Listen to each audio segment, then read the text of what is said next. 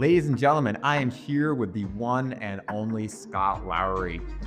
Scott Scott's just an amazing guy. He is involved in this organization in Cleveland called Promise Partners, which essentially for a very long time has empowered individuals to take the transition from being a non-business owner to a business owner. And Scott has had a number of successful ventures on his own. He's bought and sold companies. He invests now through his Promise One entity. He's also a professor of entrepreneurship through acquisition at Case Western Reserve University, where he teaches people essentially how to live the American dream. I have gotten to know Scott over the last 2 years, and he is an absolutely fantastic guy. But not only on the professional side, he also does some very adventurous stuff in the outdoors. So Scott, it is an absolute pleasure to have you on today. I'd love just to get from you the 30-second origin story of how you became an entrepreneurial business owner.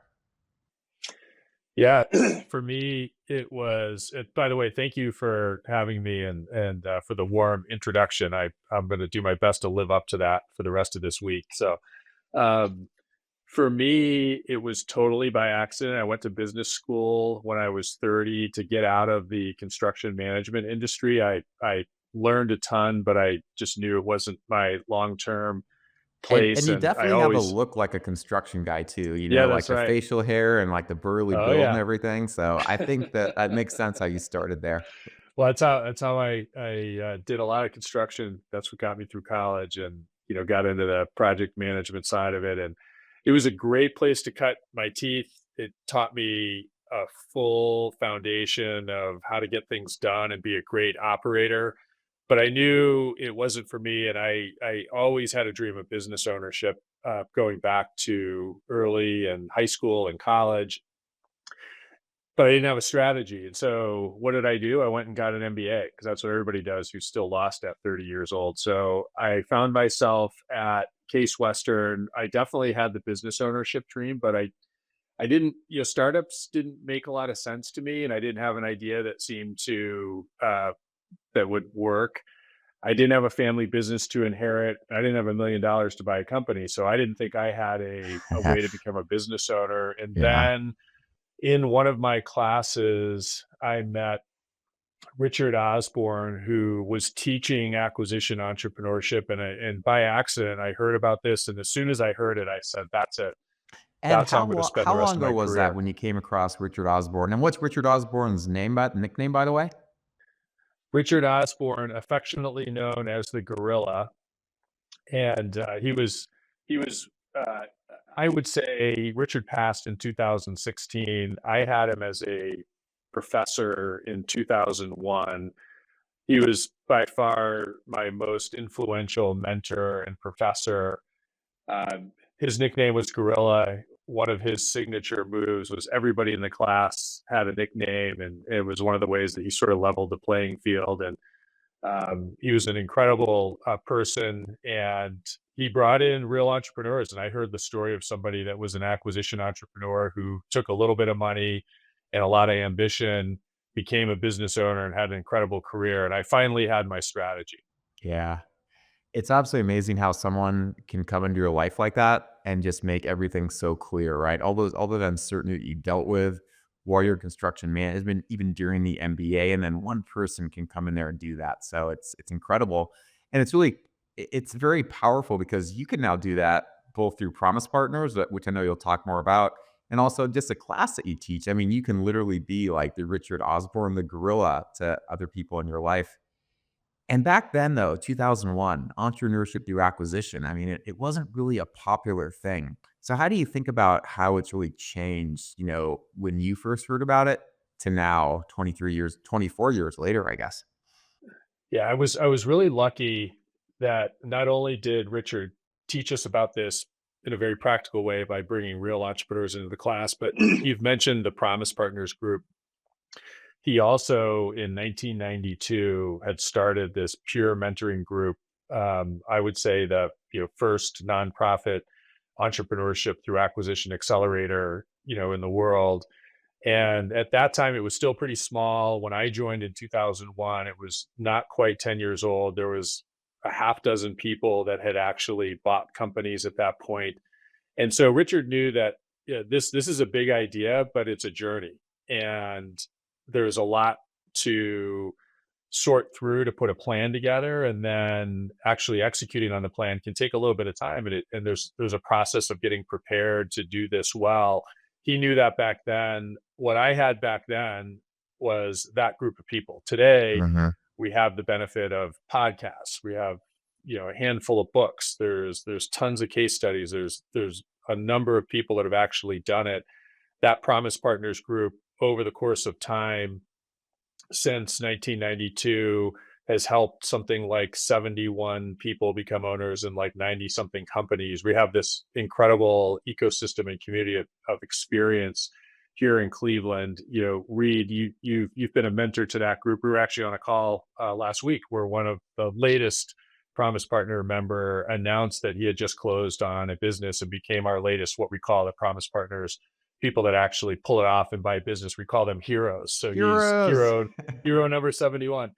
Um, so it's changed a lot because today the building blocks of the patterns of success, the different strategies and models are starting to become more understood and documented. And there's classes in MBA programs, there's executive education courses, there's online stuff. So that's all incredible. There's a lot more resources out there, and we're certainly doing our part.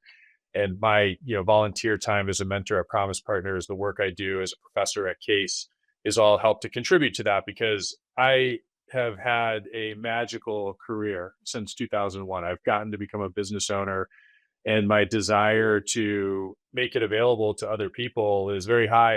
And I learned that from Richard Osborne. I mean, he had a real spirit of helping people reach their potential. I just want to pay it forward. What do you think? And I never had the chance to meet Richard Osborne, to meet the gorilla. Scott, what do you think inspired him? Right? What do you think drove him to do all this stuff back then? Yeah, to me it's pretty clear. I mean, he got a lot of joy out of helping students discover their potential and achieving that potential. And he called Promise Partners because in his mind it was an organization that would help people reach their full potential, or what he liked to call their full promise. And I think he just realized that the most satisfying part of his work as a professor, and he sat on many boards, he was a very influential guy, a lot of big company boards, public company boards. Um, I think if we could ask him today, he would say the impact that he had on helping people like me and many others find a way to express their entrepreneurial creativity and become business owners is really satisfying. I've had the opportunity to help some other folks do that too, and so I know that for me that's the most satisfying part of my journey. So I think that's what really drove Richard. And he had one other idea. I think the thought of creating Promise Partners for him was a strategy to extend the relationship that he had with his students beyond the classroom. So I had a relationship. I met him in 2001 when I was a student in his class, and then I joined the Promise Partners group. They helped me buy a company for the first time in 2005. And then I stayed involved as a mentor, a board member, a volunteer, all the way through till he passed in 2016. So we extended our relationship for a very long time. And then when he passed, I was asked if I would come in and teach one of his classes, which was absolutely astounding to me, because he's the guy that got me started. And my dream when I was in his class was that someday I would do something exceptional enough as an entrepreneur, become a business owner, that he would invite me back to be a guest in his class, which he did in 2010, which was literally the achievement of one of my biggest dreams early in my career. And then to actually And that's teach. always the goal, right? For when we're teaching to the students, to say, hey, your goal should be to come back, have a case written about Absolutely. you, and be a guest in class. And not only have you done that, but can you tell the listeners what your current position is at Case right now, like what the name of your professorship actually is? Yeah. Yeah, so it's really remarkable. So a couple of years ago, the school realized that ETA was an area that they had a lot of strength and a big legacy in, and they went out and they raised some money to create the Richard L. Osborne Professor of Entrepreneurship, and fortunately, I was asked to be considered for that position, and ultimately was chosen to take on that role, which just blows my mind. That my greatest mentor today, I get to serve in a professorship in honor of him, and his legacy is a really special thing for me. So switching gears a little bit, what are you most proud of from your business career, from your days of actually owning, operating companies, being out there in the trenches, right? Because we talk about teaching, which is fantastic, right? But teaching is one thing, and it's almost something that we all work towards being able to do. But tell us about some of the trenches. What are you most proud about from your time in the trenches? Yeah, it's pretty easy. I mean, since getting on this path, I've been in a position to help 11 other people replicate, my journey by mentoring and investing and supporting 11 other people to go from employee to business owner. And that has become, you know, that's what I focus on today. I mean, our investment private company, Promise One, really starts with an exceptional person that we really believe in, and how do we enable them to go from employee to owner. I mean, that's the beginning of our investment thesis. And in addition to that, I've had the opportunity to mentor dozens more people who we didn't necessarily invest in directly, who also went on to become business owners through our companies or through Promise Partners. So just helping other people on the path has been really, really enjoyable, and definitely the bright spot in my Yeah, journey. that makes sense. I mean, as you learn from the gorilla, right? The real joy in life comes from being in service to others and helping others. And with business ownership, it permeates through so many areas of their life. It's about providing for their family. It's about providing for their team members. It's about having economic security. It's about making the country a better place, improving the community. I think if there's one thing you can do, I think, to help people achieve just an overall fulfilled, meaningful life, and there's certainly a lot, but the one that I've always most resonated with, and I think you do potentially as well, is empowering somebody to be a business owner because the benefits of it are substantial. All right, what's the biggest challenge Absolutely. that you've ever overcome? Woof. Um, yeah. Aside from So doing this podcast, that's very challenging, I know, but present challenge aside. yeah. Well, the reality is there's so many challenges. But the one that jumped out to me when you asked that question is, so in 2018, we went from our most profitable year, 18, 24 months prior, with record revenue, And for to, what company was this? so this is the digital marketing agency Fathom, that was the first company that we acquired, that I ran as CEO from Mhm. 2007 um, until 2018. And so in 2018, we lost our most profitable client, and at that point, we were in a major crisis. We had done a really good job of diversifying the company over the years, but we still had, not only, you got to be careful about concentration. So in our case, we had about 15% revenue concentration, but we had like 75% profit concentration with this one client. So, and I was aware of it, and we'd been doing things to deal with it, but all of a sudden we lost that client. So we were in uh, a difficult situation, and so at that point in time, one of the big decisions that we made was I fired myself as CEO, because I looked at the who were the most expensive people that had the least impact on generating revenue, and so that was, I started at the top, and so Mm, myself, and several of the other C-suite folks, we were out, mm. because that was the fastest way to get us to cash flow positive, and keep up our ability to deliver for customers.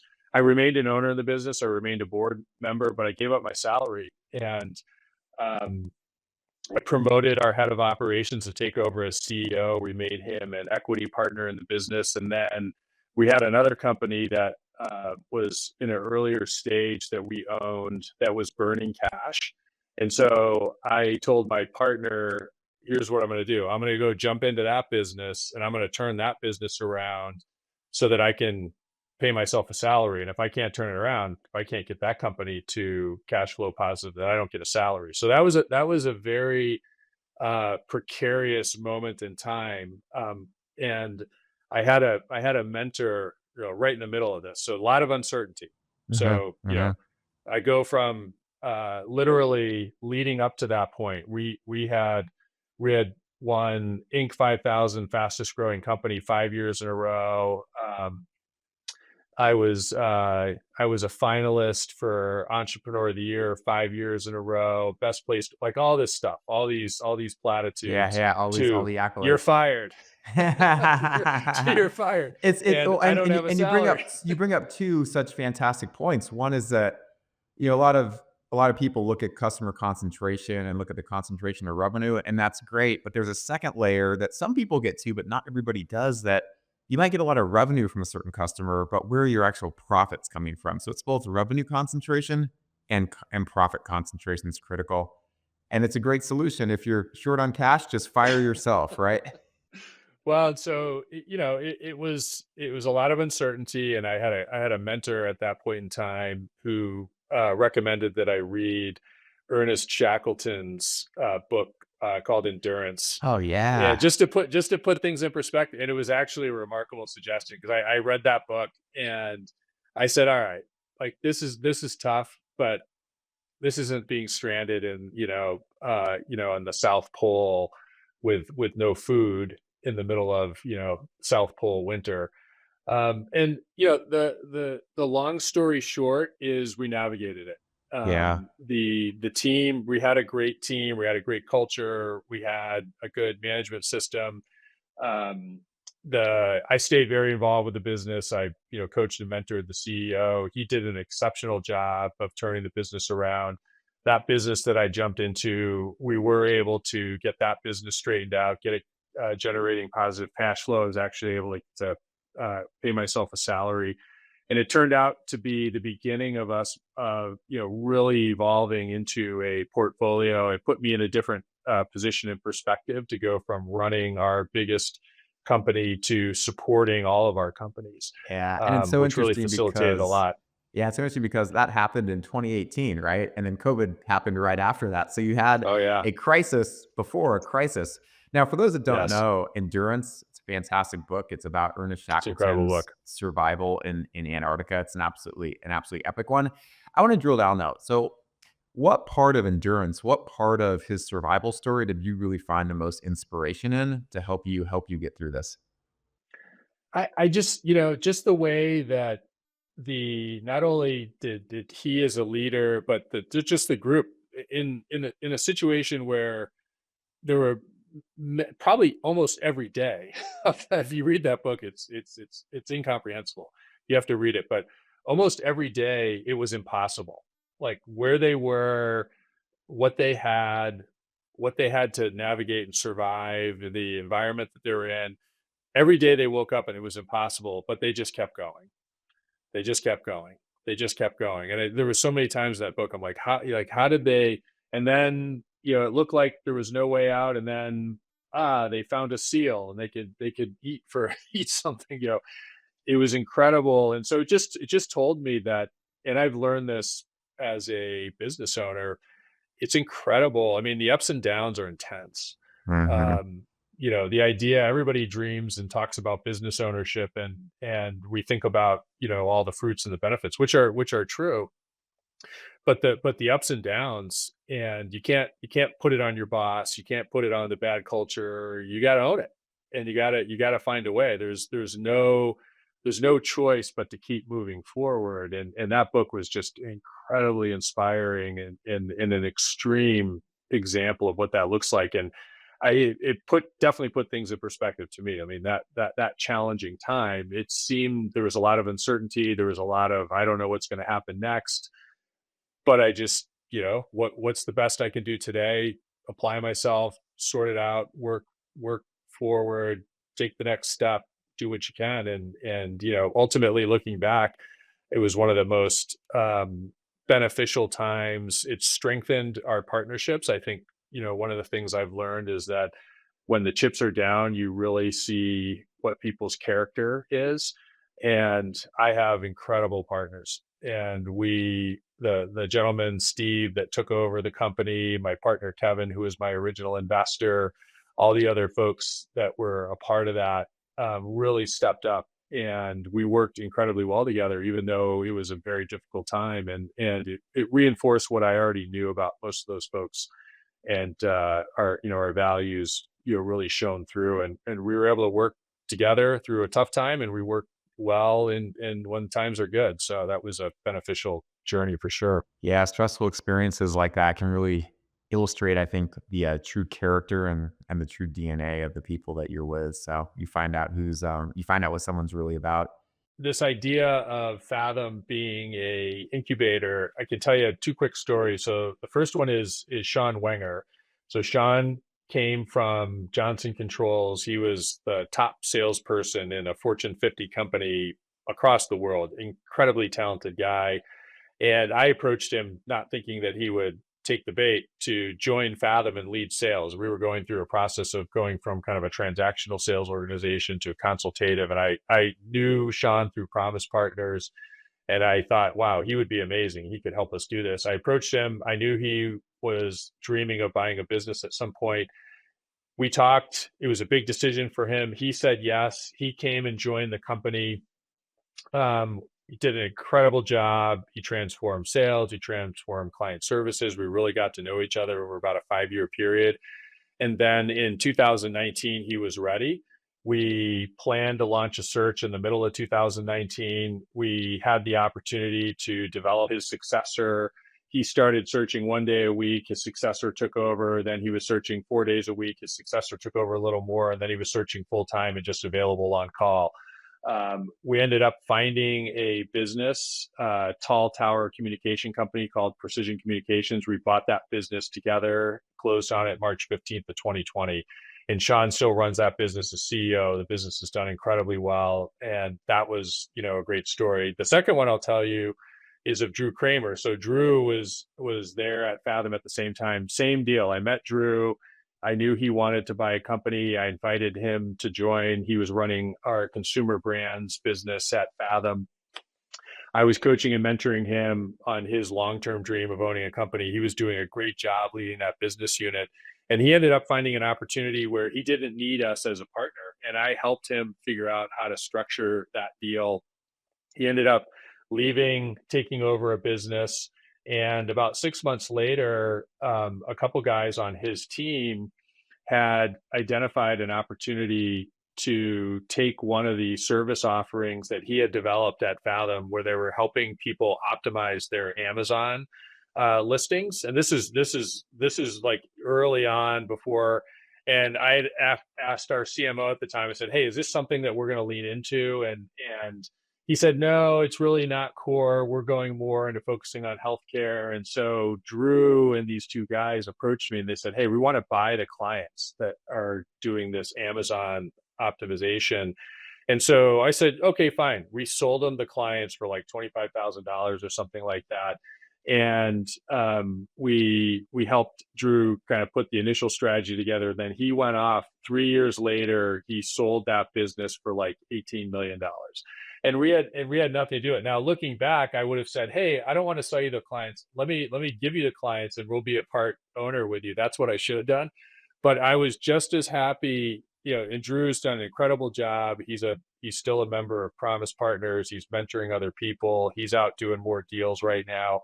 And in both cases, Sean is an actual partner. Drew is somebody that is so talented. I have so much respect for him. He's doing incredible things. I'm just as proud and happy for both those guys, even though we didn't directly invest with Drew as well. But it was, just part of what came of the relationships that we built, There at we go. Fathom. So two real success stories from Fathom right there, showing that just being in an organization that has the right DNA with people that think entrepreneurially can lead to excellent things. Fascinating fact about Shackleton. Apparently, he was a very effective expedition leader. He was also a very ineffective business person. Apparently, he always had all these like big dreams. He was trying to raise money for, some of which he did. Yeah. Usually, they completely floundered. So he's an interesting case study in, good at one thing, not always good at the other stuff. So very Yeah. Sounds interesting. like a typical startup entrepreneur. You need a good operator. Yeah, to absolutely. make Absolutely the big dreams come true. needs a good operator. They have something I read about a couple years ago. They actually have a current cruise in Antarctica. Maybe cruise is the wrong word. You actually follow Shackleton's journey basically, I've which I heard of thought this. would be Yeah. thought could be fun. All right, so we've talked about a challenge, or we talked about Shackleton, kind of building on that theme. Again, from your experience in the field, right? What's the scariest thing that you ever that you've ever done? And certainly firing yourself and dealing with losing a big customer is scary, but find something that was even scarier than that. Yeah, so this immediately jumped to my mind. So my passion when I'm not spending time with my family or working in the businesses is kiteboarding. And so this was, I think it was 3 summers ago. I was kite surfing at Florence, Oregon with my best friend from high school, Chris. He and I started windsurfing together when we were 16 years old. Right? I grew up on Cape Cod, and he moved to the Columbia Gorge in the early 90s, and we've stayed, close friends. And I go visit him all the time out there because it's an epic place to kite surf. And so he and I were kite surfing on the Oregon coast, and we generally stayed relatively close to shore, but we on this particular day we were feeling a little confident. We were pretty far out. We were about a mile or so out, and I noticed that his kite was down, and I couldn't figure out what was going on. So I headed over to where he was, and I realized he had lost his board. And so the waves were really big out that far. He was already drifted away from his board. I went to try to rescue his board, and his board popped up and hit my safety release on my kite, and it does what's called flagged my kite. And so my kite got flagged, which basically releases, when you kite surf, you have 4 lines that attach the kite to a harness. It releases 3 of the 4 lines, so the kite doesn't fly anymore. So my kite's flopping around in the waves. I can't see him anymore, and I'm in that situation. So at that point in time, at that moment, I was really concerned because I couldn't see the shore. It was very windy. The waves were really big.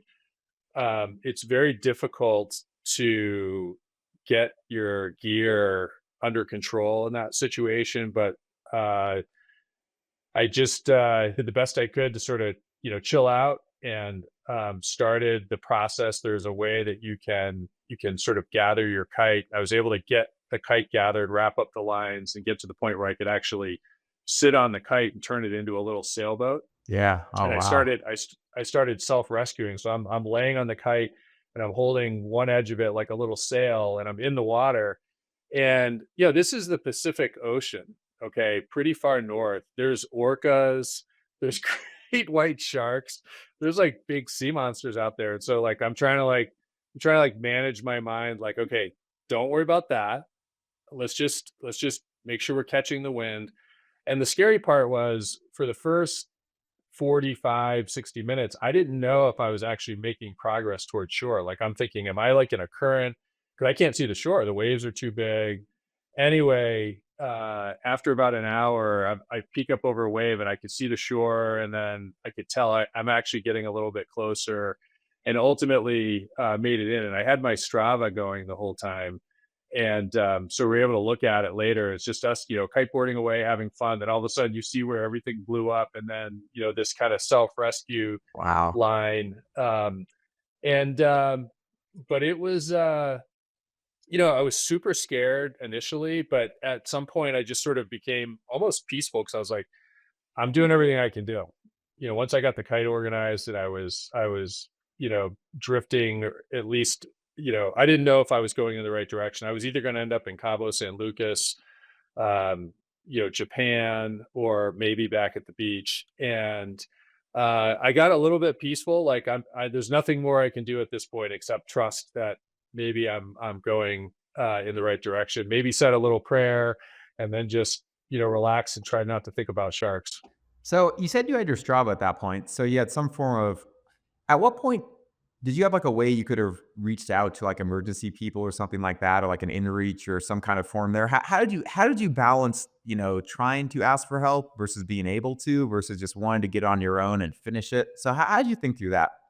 Yeah, so if I had if it went to where it was over an hour and I couldn't affirm that I was actually going in the right direction, um, then I probably would have started thinking about those types of solutions. So I had my Apple Watch.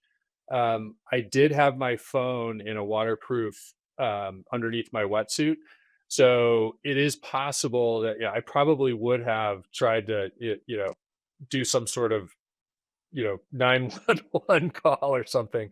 There is a Coast Guard station out there, so that was certainly a possibility. And fortunately, I got to the point where I was like, okay, I'm going in the right direction. I'm not going to do that. Now, the other thing that was a little bit scary is I wasn't exactly sure what was going on with Chris.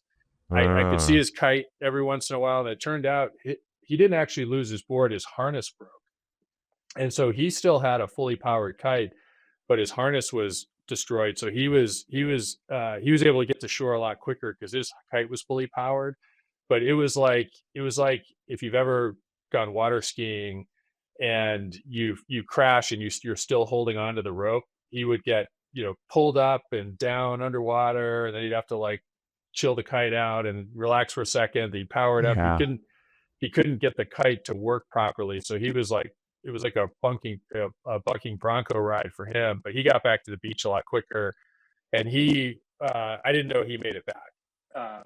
And then so finally, we got back and we both lost our boards. One of the best parts of the story is we walked the beach after, we kind of relaxed. Okay, we're alive, thank God. Gave each other a hug, and then tried to find our boards. They were gone. The next morning, we were drinking coffee. We actually camped on the beach, and we got a call because we had written our phone numbers on our boards. Some guy found both our surfboards like 10 miles down the beach and Wow. picked them up, and he actually delivered them back to us. And we were Oh, like, that is amazing. he wouldn't take any money or anything. He was Yeah. just like this angel out of nowhere, like Wow. saved Wow. our boards, and That that was a fun part. So we were able to go kiteboarding again the next day, which was good because we were thinking like, are we gonna have to leave and go back, home or Yeah, well, I mean, it's critical because once you have an experience like that too, I think it's very smart to get back, on the board into the water oh as yeah, quickly as possible there's because no that's how you can question. regain the confidence. And I actually love the scrappiness of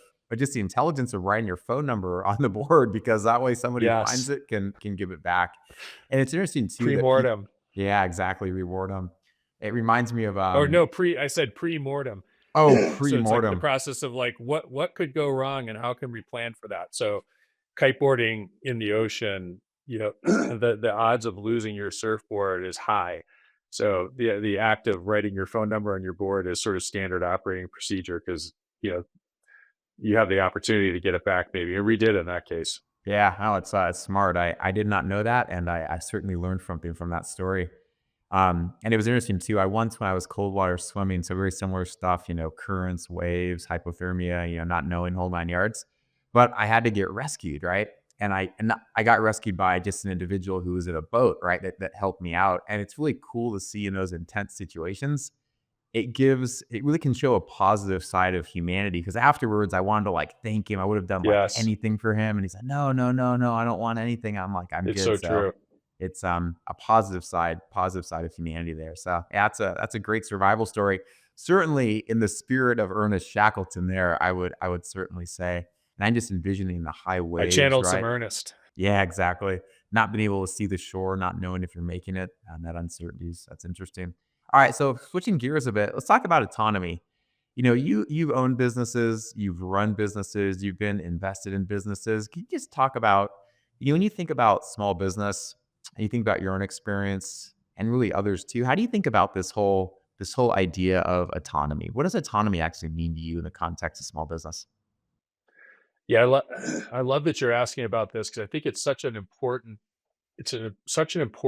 idea, and it's one that I love learning from you because you and I took different approaches to how we funded our ETA journey. but I think we both highly value autonomy. And so for me, I did what I call a sponsored search model. And so with autonomy as a guiding principle, how did we design the relationship? Both myself and my partner made pretty big bets. So I had one investor back in 2005. We started what we call Promise One, and I put my trust into this relationship that in exchange for me leading the search, finding a company, closing on the acquisition, operating the business, that I would receive an opportunity to not only have lots of autonomy, but also the opportunity to potentially 4 to 5x my initial equity position. Because my strategy was to buy a company that was bigger than I could buy by myself, but one that I felt confident running. So I wanted to buy the biggest company I could run, um, and use a partner and investor to do that. So the key thing is in this case, when I think about a model where you're working with an investor and how do you maintain autonomy, um, you know, first for me, I had to be willing to make a big bet on myself because here's the bottom line: if I didn't perform, my partner could certainly push me out. He technically had a bigger stake in the business, And that is from day certainly a one. loss of autonomy, right? I mean, or you think Absolutely. do you think that's a loss of autonomy is giving somebody else control of the company? Is that a loss of autonomy? I know someone who's a very successful CEO. I mean, he's in the 1% and beyond, right? And he always says that I'm happy to be a CEO. I don't need to ever have full ownership of anything. And Sure. for him, that's not what autonomy is. To me, it's different. But how do you think about that? Yeah, so to me, the autonomy is, day to day, am I given the autonomy to decide the how we're going to run the business? Who we're going to hire, what the culture of the business is going to be, what the vision of the business is going to be. And in my investor, maybe one of the important things to think about if you're considering going down this path is my investor, uh, Kevin Shaw. He's a business operator first. Okay, so he's not a private equity guy. He's not just a wealthy person who wanted to make an investment. He understood his career started as a acquisition entrepreneur. He started by running a very small company.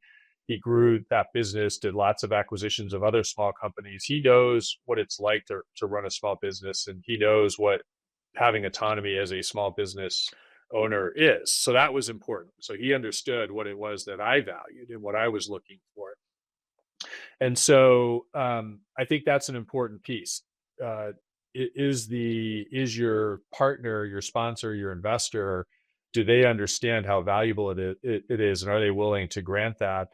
Um, So it's interesting. So and so you think about autonomy not necessarily in the economics, right? You think about it about what your day-to-day responsibility is. And if you that find the right it's investor, the both. right sponsor that is on board Yeah. with giving you that discretion, then that defines autonomy. So I mean, because that's what's happening day to day. Now, from an economic standpoint, um, is how much influence do I have on are we gonna build the company? Are we going to sell the company? Am I involved in that? Am I part of that decision? And in my case, the answer is yes. I very much, and again, we designed this up front. So did we have alignment in terms of our investment horizon, our investment thesis? That was a big part of when I was looking for an investor. I knew that I wanted to find a company that we could invest in and grow for the long haul. I wasn't necessarily looking to flip the company right away, and I wanted a partner who was willing to provide very patient capital. Yeah. And in my case, Kevin was willing to do that. So we had alignment. Again, let's be clear. All through the journey, Kevin has technically had a controlling majority. And so just in like any relationship, I was looking, do we have values alignment? Do we have an alignment in our investment thesis? Is Kevin somebody who understands what having autonomy as a day-to-day operator looks like? And we had those explicit conversations because that's what I was looking for. So essentially, what I'm hearing from you, and I'm just curious to get clarity on, is that do you believe you can have autonomy without being in a controlling ownership position? Does Scott Lowry believe that? Yeah, very I cool. do believe that. I do believe that. And yeah, so anyway, um so, it's fortunately, for me, it's gone well. We've done 11 deals, if you will, since Fathom. Building on that first opportunity, that company has funded and other companies along the way. We haven't brought in any outside capital. We've been able to fund all of our investments over the years by reinvesting the the cash flow from the businesses that we own. I certainly could have said, all right, I've got this great opportunity. We're going to grow Fathom. We're going to sell it. And then I'd have a lot more capital, a lot more experience, a lot more relationships that I could, go self fund or do something on my own. But I saw so much benefit in terms of how this relationship was designed. I loved having a partner who had run small companies, who had done 50 acquisitions. And even though I didn't have technical control, I exchanged that for lots of experience and additional capital, um, and had the opportunity to buy a much larger, more resilient company than I would have been able to buy if I totally self funded it, which also created an opportunity to have a lot less risk in our financing structure. So we had less senior debt, we had more subordinated seller financing, and less to no personal guarantees, Yeah, no, and throughout the process. it just goes to show that there's trade-offs, right? Is that if you bring on Absolutely. partners and you give up that control, you can potentially buy bigger companies, you can do more stuff. You also have that relationship capital that you don't always get in self-funded deals. Whereas on the self-funded side, it's pretty basic. You have like the ownership, you have the control, but that comes at a cost as well. And I think that this idea of autonomy is, it can be great. What autonomy means to one person and what autonomy means to Absolutely. somebody else. But I think the key takeaway for people listening is that you can have a great outcome in either situation, right? It's not binary that You can. you should do something where you give up control or that you should necessarily do self-funded. You can be successful in either situation.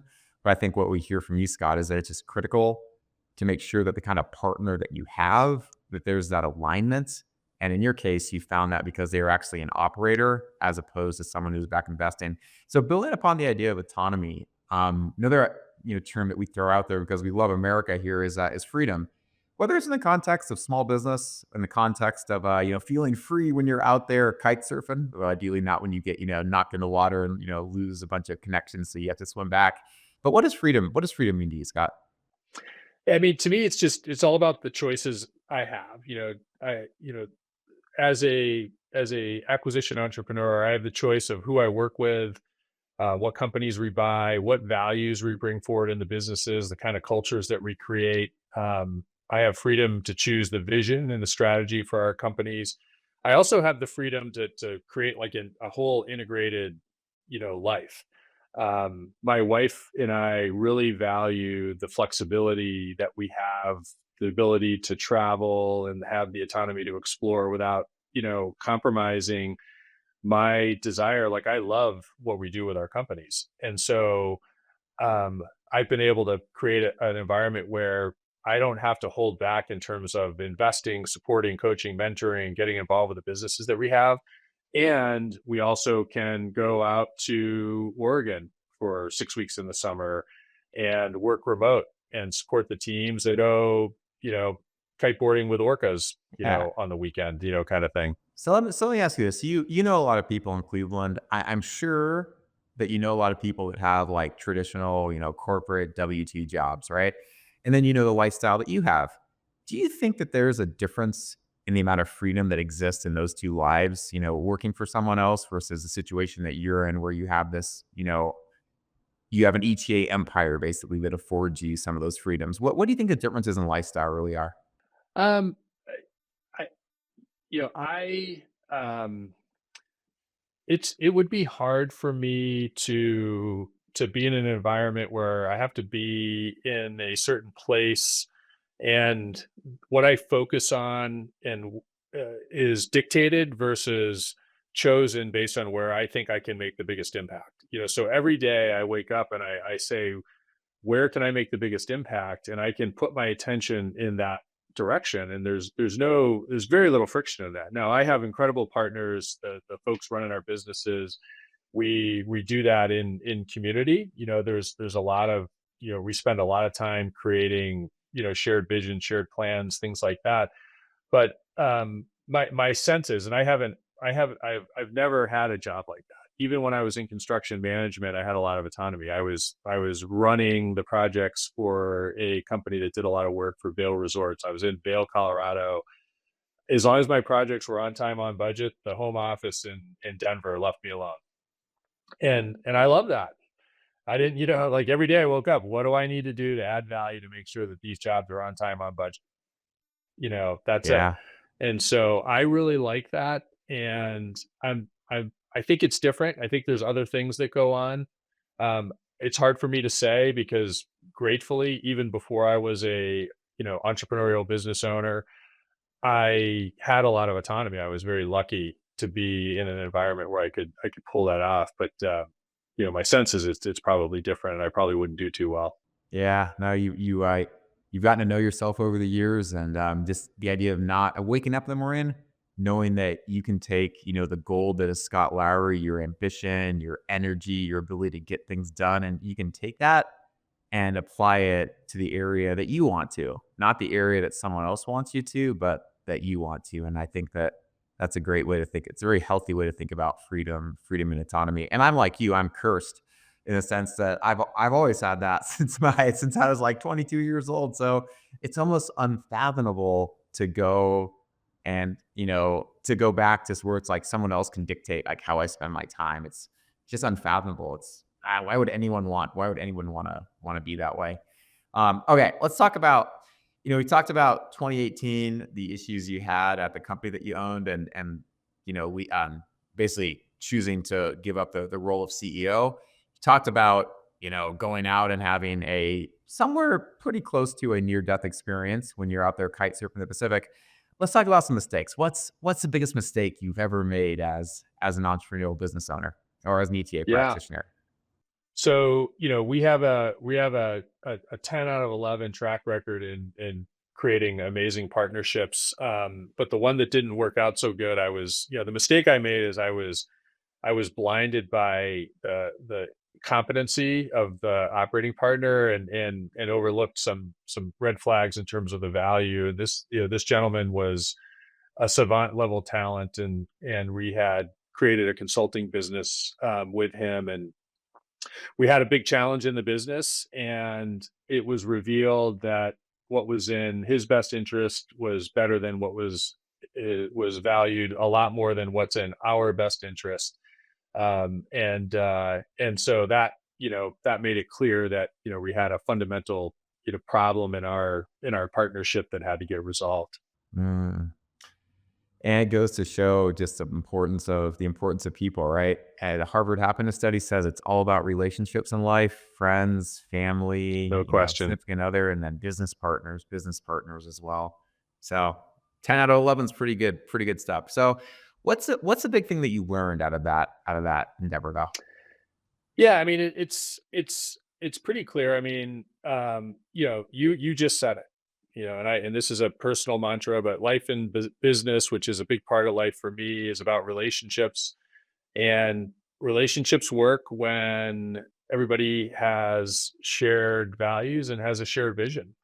And I think we've done a pretty good job in building relationships with our operating partners. We're trying to figure out how to do it a little bit more quickly, but a lot of the people that we invested in initially, we invited them to join us at Fathom, help us run that company in exchange for us mentoring them to be positioned to go buy a business. So, Fathom was a digital marketing agency.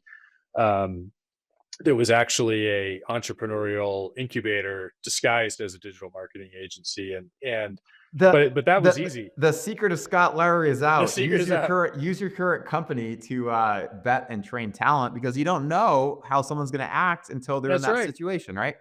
And so that was that was something we did right and well. And when you work with somebody for 3, 4, 5, 10 years, it's pretty easy. You get to know who they are. And Steve, who took over as CEO, I just have to mention that, the conclusion of that story is he did an amazing job, took the business forward. We still had some ups and downs, but the business did well, and he actually led that business, and we had a double digit multiple exit in November as a result of what happened with that business since 2018. And I give tons of credit to Steve and the team for doing that. But he joined Fathom earlier in his career to be a business unit leader, and ultimately became CEO, became a partner in the business, and now he's involved with other businesses in our portfolio and investing with us. And it turned out to be a great conclusion. Yeah, and it's such a great lesson too, is that, sometimes people ask like, what's the best way to become a successful ETA practitioner or a successful business owner? And there's so many different paths to get there. Me personally, I just did it when I was 22 and a half years old, and I bought into, the Anytime Fitness franchise system. So I learned how to be a business owner by essentially being a business owner. I think that that Absolutely. works. But ultimately, you can get a job at a small company where you know that the owners there and the people involved are, potentially thinking about backing people and their ETA practitioners. So you could do that, and there's no right way, there's no wrong way. There's a lot of ways, but there's one key theme I would point out. It's that you need to be a part of an organization, whether it's a Promise Partners or one of the other ones out there. I'm very biased towards Promise Partners because I think it's very intrinsic there.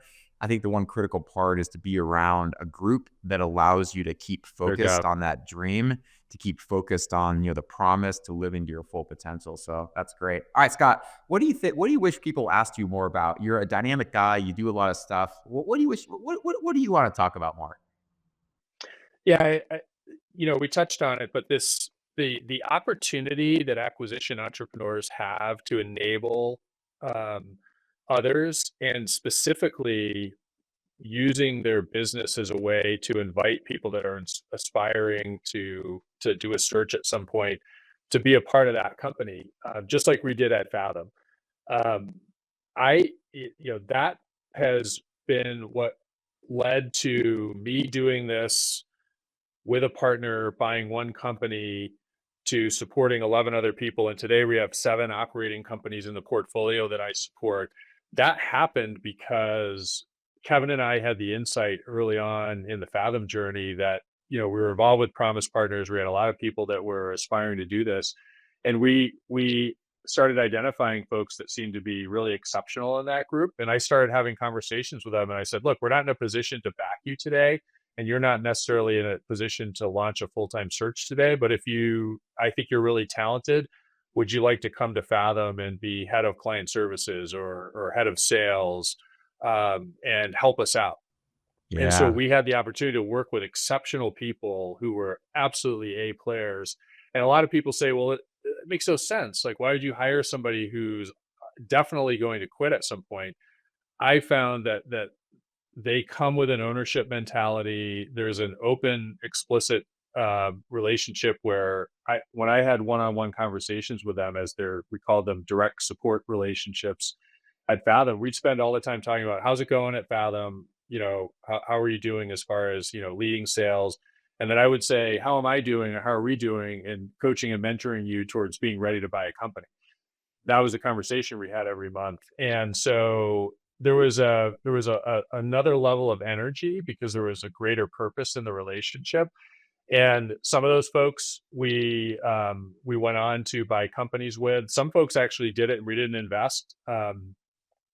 And But I'm just as proud as those. But it made the company better, and it created a culture where the business had balance in terms of, it wasn't just the traditional everybody's job is to increase the shareholder value. We had balance. Those conversations were 50%, how did you do executing what you own in your role in the business? And the second part was, how have we done as an organization helping you achieve your dreams? And that was for everybody. Now, some of the people that I coached directly, it was about their dream of business ownership, but other people, it could be whatever dream they have. They might want to, become a specialist in a certain part of digital marketing or whatever it is. But That, It that just dynamic was really valuable. Yeah, and it just goes to show that it's all about the culture that you join, the people that you surround yourself with, because there's nothing wrong with joining a company where there's alignment for you to go off and, be an ETA practitioner and be an owner someday. And it's great to have that kind of open dialogue. And this illustrates a point. Again, there's like so many great ways to ultimately go down this path. And interesting enough, Scott, I've known you for a number of years now. I did not know that's how you thought about Fathom and how you thought about recruitment and how you thought about an alternate way of empowering people to be business owners and or ETA practitioners just to get more out of their life. So I appreciate learning that nugget there. All right, so what is your next adventure? What's your next fun thing you have going on in the outdoors? Yeah. We just planned this trip. My daughter, who's a senior in high school, has a few of her girlfriends. They're going. They said they wanted to go to Punta Cana. So the first thing I did is I searched Punta Cana kite surfing, and it turns Of course out you did. that the resort that they want to go to has a kiteboarding school right there, and so there's gear and other people, and hopefully this March, end of March, I'll be kite surfing in Punta Cana, and it looks like it's pretty epic there. They've got waves and flat water and downwinders and all kinds of fun stuff. So I'm getting excited about that. And you said that's in March, spring break. Spring break, yeah, Punta Yeah. Cana. Oh, that's amazing. It'll be a great break from the beautiful weather that encompasses Cleveland, Oh yeah, Ohio that time of year. So very, very smart got to be move. tough. All right, Scott. So, anything else to mention? What's the best way for people to follow up with you and stay in contact with you? Yeah, so Scot Lowry on LinkedIn, it's Scott with one T, and as far as I know, you'll find me there. But that's the best place. Beautiful, and we'll have that in the show notes there, so everyone connect with Scott. Whether you're in Cleveland, whether you're anywhere throughout the U.S., he's a fantastic guy. He's been doing this for a very long time, and I can personally vouch for his quality as a human being as I've gotten to know him. All right, ladies and gentlemen, have a great day, and until next time.